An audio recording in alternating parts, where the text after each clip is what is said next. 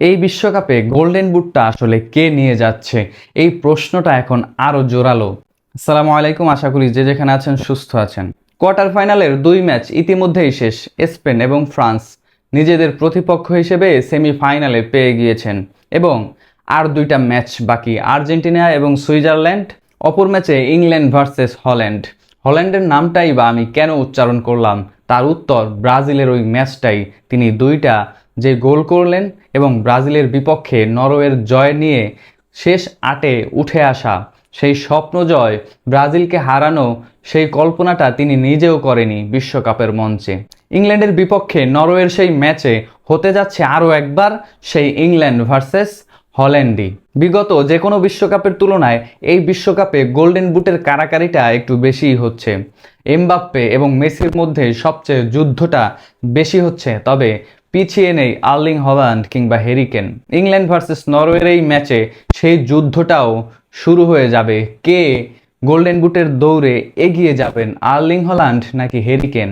সময়ের অন্যতম এই দুই ফিনিশার, দুইজন নাম্বার 9, নিজেদের দলকে তারা এই কোয়ার্টার ফাইনাল পর্যন্ত নিয়ে এসেছেন তাদের নিজেদের একক বীরত্বের কারণেই। তবে এখন পর্যন্ত কিলিয়ান এমবাপ্পেই কি এগিয়ে কিনা, সেই প্রশ্নটায় আসা যাক। কিলিয়ান এমবাপ্পে সেমিফাইনালে পা রেখেছে, লিওনেল মেসি আরও একটা ম্যাচ বাকি। ইতিমধ্যেই কিলিয়ান এমবাপ্পের 8 গোল এবং 3 অ্যাসিস্ট, 11 গোলের অবদান। অপরদিকে লিওনেল মেসি 8 গোল এবং 1 অ্যাসিস্ট, মোট 9 গোলের অবদান। সম্ভবত এই দুইজনের মধ্যে যুদ্ধটা অনেক বেশি। গোল্ডেন বুটের দৌড়ে এই দুইজনের একজনই এগিয়ে থাকবেন। আর্লিং হল্যান্ডের গোল সংখ্যাও 7 এবং হ্যারি কেনের গোল সংখ্যা 6, সাথে একটা অ্যাসিস্টও রয়েছে। হ্যারি কেন এবং আর্লিং হল্যান্ড দুইজনের একজন বিদায় নেবেন নিজেদের মধ্যকার সেই ম্যাচ থেকে, কিন্তু একজন ঠিকই পরের সেমিফাইনাল রাউন্ডে চলে যাবে। এই দুইজনের একজন ম্যাচ খেলার সুযোগ পাবে মোট 3টি। সেমিফাইনালের সেই ম্যাচ, কোয়ার্টার ফাইনালের এই ম্যাচ এবং সেমিফাইনালে যে পরাজিত হবে সে আবার ওই ব্রোঞ্জ ফাইনালেও তো ম্যাচ খেলবে, সেই গোলটাও তো কাউন্ট করা হবে ওয়ার্ল্ড কাপ গোল হিসেবে।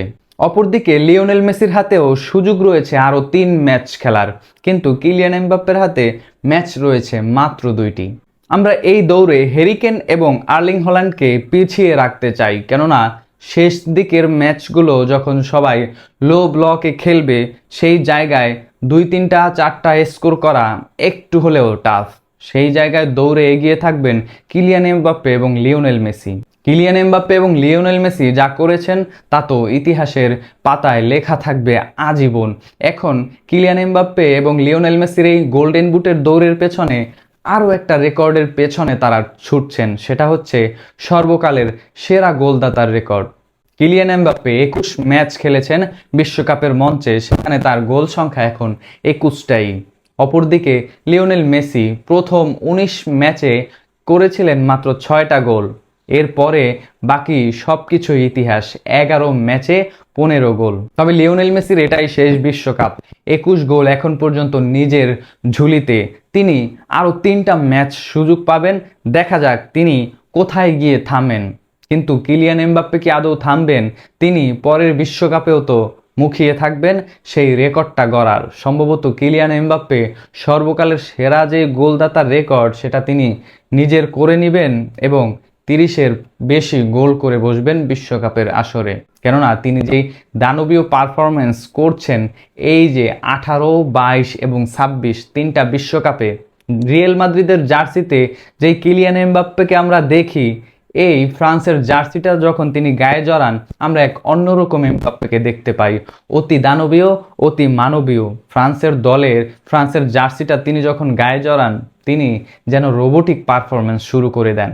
তবে এই বিশ্বকাপের মঞ্চে আমি অ্যাটলিস্ট কিলিয়ান এমবাপ্পেকেই এগিয়ে রাখবো। গোল্ডেন বুটের দাবিদার কিলিয়ান এমবাপ্পেই, কেননা যদি এই দুই দল ফাইনাল পর্যন্ত যায়, এবার ফ্রান্সই ফেভারিট থাকবে ফাইনালটা জয় করার। কেননা আর্জেন্টিনার জার্সিতে সেই 11 নম্বর জার্সি পরা প্লেয়ারটা কিন্তু নেই, যে কিনা ফ্রান্সের ডিফেন্ডারদেরকে ভরকে দিবেন, ব্যস্ত রাখবেন। অপর সাইডে লিওনেল মেসি, আলভারেস মার্টিনেজরা ফাঁকা স্পেস পাবেন, স্কোর করে ফ্রান্সকে উঠিয়ে দিবেন ফাইনালে তাদেরকে হারিয়ে দিবেন, সেই জায়গাটা একটু হলেও শঙ্কার। একজন ডি মারিয়া কি করতে পারে কোপা আমেরিকার ফাইনাল কিংবা বিশ্বকাপের ফাইনাল, আমরা প্রত্যেকটা ম্যাচই নিজেদের চোখে দেখতে পেরেছি। সেই ডি মারিয়া যখন আর্জেন্টাইন জার্সিতে নেই, কিলিয়ান এমবাপ্পেকেই আমি অ্যাটলিস্ট এগিয়ে রাখতে চাই গোল্ডেন বুটের দাবিদার হিসেবে। আপনার কি মনে হয় গোল্ডেন বুটটা কে জিততে পারে, লিওনেল মেসি নাকি কিলিয়ান এমবাপ্পে? তবে সম্ভবত যিনি ট্রফিটা উঁচিয়ে ধরবেন তাকেই এগিয়ে রাখা যায়, নাকি আপনি আমার মতো কিলিয়ান এমবাপ্পেকেই এগিয়ে রাখবেন? কমেন্ট বক্সে আপনার মূল্যবান মন্তব্য অবশ্যই জানাবেন।